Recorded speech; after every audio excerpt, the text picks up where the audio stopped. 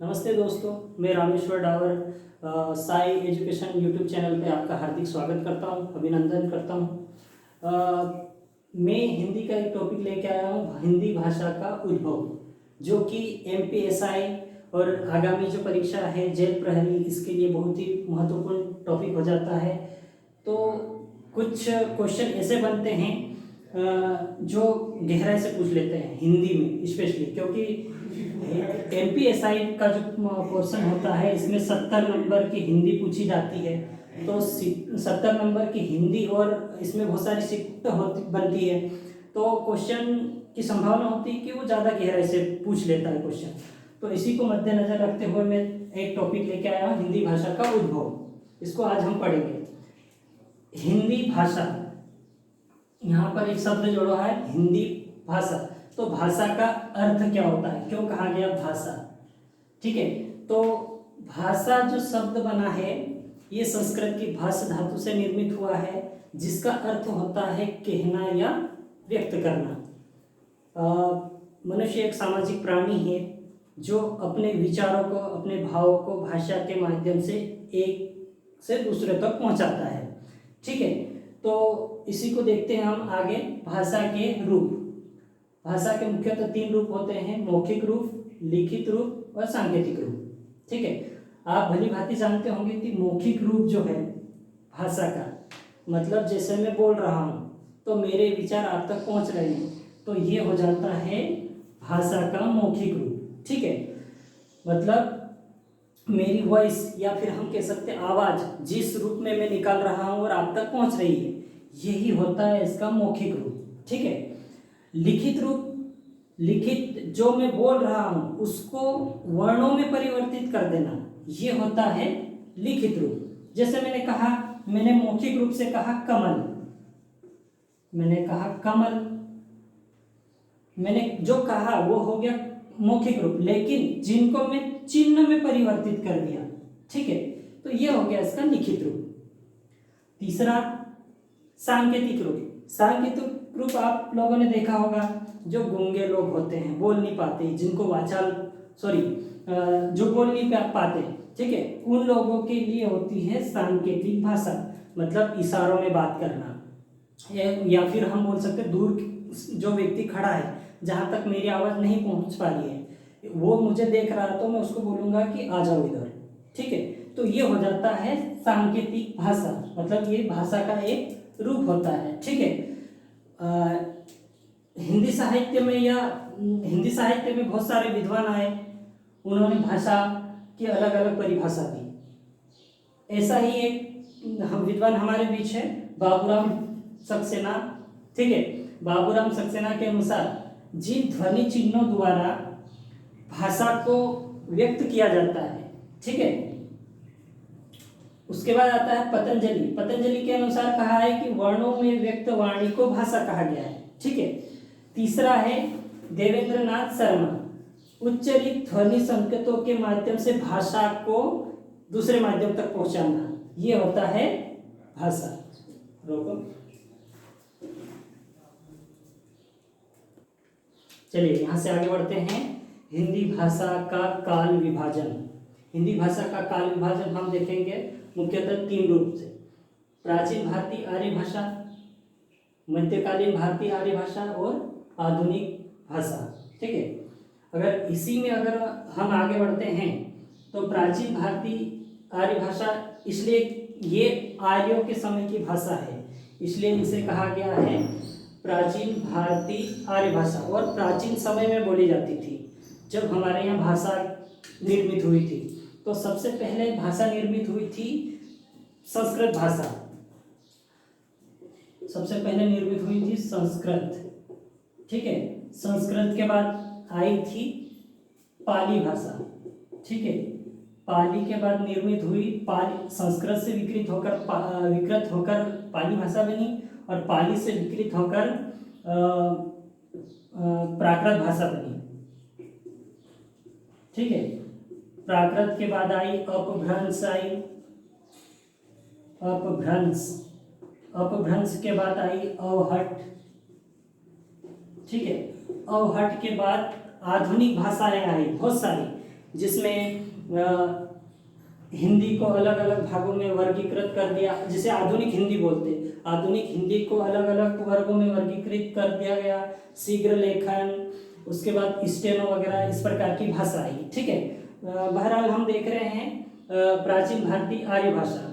तो प्राचीन भारतीय आर्य भाषा के अंतर्गत संस्कृत आती है, और संस्कृत को हमने 2 भागों में बांटा है। ठीक है, प्राचीन भारतीय आर्य भाषा का जो समय काल रहा है ये 1500 ईसा पूर्व से लगाकर 500 ईसा पूर्व तक। अच्छा, यहाँ पर एक शब्द आता है ईसा पूर्व। ठीक है, ईसा मसीह के जन्म से पहले की जो भाषा उसे माना जाता था ईसा पूर्व। ठीक है, उससे पहले का समय काल जो था ये ईसा पूर्व चलता था, मतलब पहली ईस्वी से पहले जो चलता था। ठीक है, ईस्वी से पहले ईसा पूर्व। ये इसका जो क्रम था लिखने का ये उल्टा था। ठीक है, ज्यादा से कम की ओर आते थे, और हम जो ईस्वी में पढ़ेंगे तो ईस्वी में कम से ज्यादा की ओर चलते हैं। ठीक है, प्राचीन भारतीय आर्य भाषा, इसे 2 भागों में बांटा हमने। इसका पहला भाग है वैदिक संस्कृत और दूसरा होता है लौकिक संस्कृत। वैदिक संस्कृत जिसका समय काल रहा 1500 ईसा पूर्व से लगाकर 1000 ईसा पूर्व तक। ठीक है, और दूसरा जो है लौकिक संस्कृत। ठीक है, लौकिक संस्कृत का जो समय काल रहा है ये 1000 ईसा पूर्व से लगाकर 500 ईसा पूर्व तक। ठीक है, हम बात करते हैं वैदिक संस्कृत की। तो वैदिक संस्कृत में बहुत सारी चीजें लिखी गई, जैसे वेद आए, उपवेद आए, उपनिषद आए और ब्राह्मण ग्रंथ आया। ठीक है, यहाँ पर लिखे गए थे 4थे नंबर पे ब्राह्मण ग्रंथ। ब्राह्मण ग्रंथ, ठीक है, जिसमें सबसे पहले लिखा गया वेद। और आप जानते हो वेदों की संख्या 4 होती है, ऋग्वेद, यजुर्वेद, सामवेद और अथर्ववेद। भाई जहाँ पर वेद लिखे गए उसके साथ में कुछ उपवेद भी लिखे गए हैं, मतलब एक वेद का एक उपवेद लिखा गया। उपवेद ऋग्वेद का आयुर्वेद, ठीक है, और यजुर्वेद का धनुर्वेद, सामवेद का गांधर्ववेद और अथर्ववेद का शिल्पवेद। ठीक है, आयुर्वेद जो चिकित्सा पद्धति के रूप में आज भी वर्तमान में अपनाई जा रही है। ठीक है, और यजुर्वेद का उपवेद धनुर्वेद, और इसे धनुर्विद्या, जैसे युद्ध वगैरह होते थे, महाभारत हुए, ठीक है, दशहरा का युद्ध हुआ। प्राचीन समय में जो युद्ध होते थे, प्राचीन भारतीय आर्य भाषा के समय काल में जो युद्ध होते थे, ठीक है, तो उसी को डिवाइड किया गया है। और जहाँ पर जो उपवेद काम में आता था उसे धनुर्वेद कहा गया है, और यहाँ पर धनुर्विद्या सिखाई जाती थी। सामवेद का उपवेद गांधर्ववेद, ये संगीत एवं कला से संबंधित है। ठीक है, अथर्ववेद में आता है, इसका उपवेद है शिल्पवेद, ये भवन निर्माण के लिए कार्य करते थे। ठीक है, तीसरी बात आती है उपनिषद। उपनिषदों की संख्या जो है 108 होती है, और उपनिषद का अर्थ होता है विद्या। अच्छा, विद्या का मतलब क्या होता है? विद्या का मतलब ये होता है कि कोई भी शिष्य मतलब गुरु के समीप बैठकर जो विद्या या शिक्षा ग्रहण की जाती है उसे विद्या कहा जाता है। ठीक है, उसके बाद आता है ब्राह्मण ग्रंथ। ये ब्राह्मण ग्रंथ भी बहुत सारे लिखे गए हैं जो कि वर्तमान में प्रचलित है।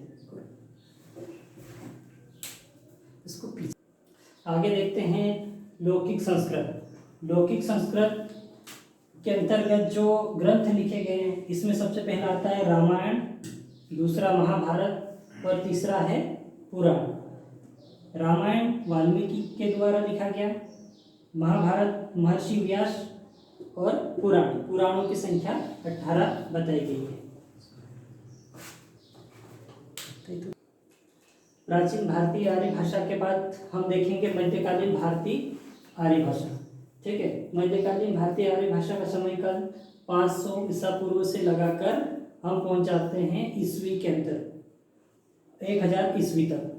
ठीक है, यहाँ पर हम देखेंगे, यहाँ पर 3 भाषा आई, पाली भाषा, प्राकृत भाषा और अपभ्रंश भाषा। ठीक है, पाली भाषा जो कि निर्मित हुई थी संस्कृत से विकृत होके, पाली से विकृत हुई, प्राकृत, प्राकृत से विकृत हुई अपभ्रंश। अपभ्रंश का अर्थ होता है कि भाषा का बिगड़ा हुआ रूप। ठीक है, हम यहाँ पर बात करेंगे पाली भाषा। तो पाली भाषा के अंतर्गत हम देखेंगे कोई सा एक ग्रंथ लिखा गया था जिसे कहा जाता है एक धर्म था बौद्ध धर्म। ठीक है, बौद्ध धर्म के संस्थापक माने जाते हैं गौतम बुद्ध। उसका दूसरा नाम या फिर बचपन का नाम हम बोल सकते हैं सिद्धार्थ। ठीक है, उसका जन्म हुआ 563 ईसा पूर्व में। इन्होंने कुछ सिद्धांत लिखे। ठीक है, सबसे पहले इन्होंने एक सिद्धांत लिखा था त्रिपिटक। त्रिपिटक के अंतर्गत 3 चीजें आती है, विनय पिटक, अभिधम्य पिटक और सुत्त पिटक। ठीक है, दूसरा ग्रंथ आता है 4 आर्य सत्य। अब 4 आर्य सत्य इन्होंने लिखा है, इसके अंतर्गत बहुत अच्छी बातें बताई है। पहला आर्य सत्य, पहले आर्य सत्य में उन्होंने कहा है कि संसार में जहाँ देखो वहाँ दुख ही दुख है। ठीक है, सुख को कुछ समय सुख मानने वाला जो व्यक्ति होता है अदूरदर्शी होता है, मतलब अज्ञानी होता है, उसको वास्तविकता का ज्ञान नहीं होता है। ठीक है, ये इन्होंने कहा है पहले आर्य सत्य में, मतलब दुख को दुख मानने वाला व्यक्ति अदूरदर्शी होता है।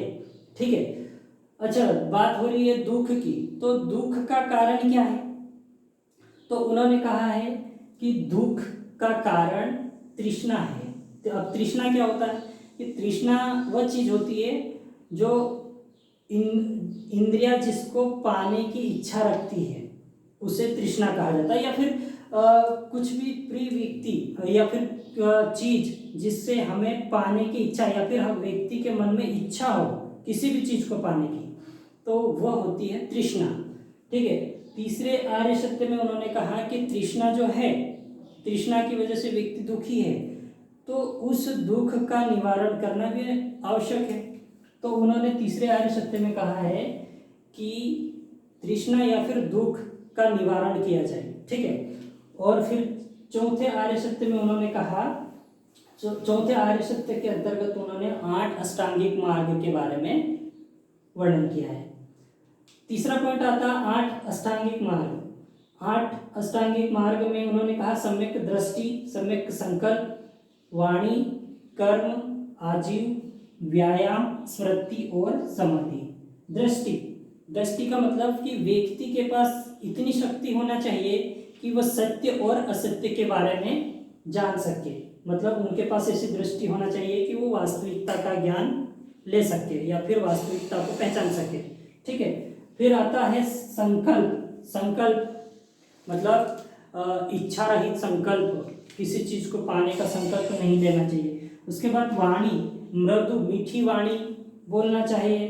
कर्म, दया, दान, ठीक है, संकल्प वगैरह ये सारी चीजें कर्म के अंतर्गत आ जाएगी। सम्यक आजीव, सम्यक व्यायाम, अच्छी स्मृति, अच्छी यादें होनी चाहिए और सम्यक समाधि। ये चीजें इन्होंने बताई है 8 अष्टांगिक मार्ग के बारे में। ठीक है, चौथा आता है 10 दस्य। ये किसके अंतर्गत आ जाते हैं? बौद्ध धर्म के अंतर्गत। पाली के बाद आगे देखते हैं प्राकृत भाषा। प्राकृत भाषा में जो धर्म आया जैन धर्म। ठीक है, पाली में हमने देखा बौद्ध धर्म। बौद्ध धर्म पाली भाषा से संबंधित था, गौतम बुद्ध से संबंधित। उसके बाद आता है प्राकृत भाषा। ठीक है, प्राकृत में एक धर्म आया जैन धर्म, जिसके संस्थापक, सबसे पहले संस्थापक अगर देखा जाए तो ऋषभदेव, 23वें नंबर के संस्थापक पार्श्वनाथ और 24वें नंबर पे महावीर स्वामी। ठीक है, फिर इस धर्म के अंतर्गत कुछ सिद्धांत दिए गए हैं, जैसे कि त्रिरत्न।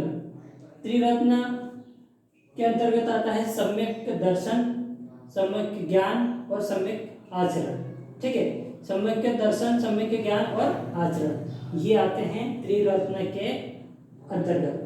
उसके बाद आता है दूसरे नंबर पे पंचमहाव्रत। पंचमहाव्रत में आता है सत्य, अहिंसा, अस्तेय, अपरिग्रह और ब्रह्मचर्य। इसमें से जो 5वें नंबर का जो ब्रह्मचर्य है ये महावीर स्वामी के द्वारा लिखा गया, और जो शेष 4 जो है ये पार्श्वनाथ के द्वारा दिए गए थे। ठीक है, तीसरे नंबर पे आता है सप्तभंगी ज्ञान। ठीक है, ये किस धर्म से संबंधित है? प्राकृत भाषा के अंतर्गत जैन धर्म से संबंधित। ठीक है, हो गया। यहाँ पर प्राचीन भारतीय आर्य भाषा कंप्लीट हो चुका हमारा, 2 भागों में तोड़ा, वैदिक और लौकिक संस्कृत, इसमें पूरी संस्कृत चलती है। इसके बाद मध्यकालीन भारतीय आर्य भाषा, ठीक है, इसमें आती है पाली। पाली के अंतर्गत हमने धर्म देख लिया, कौन पाली भाषा में लिखा गया धर्म, उसके बाद प्राकृत भाषा में लिखा गया धर्म, उसके बाद हम आगे देखते हैं अपभ्रंश भाषा।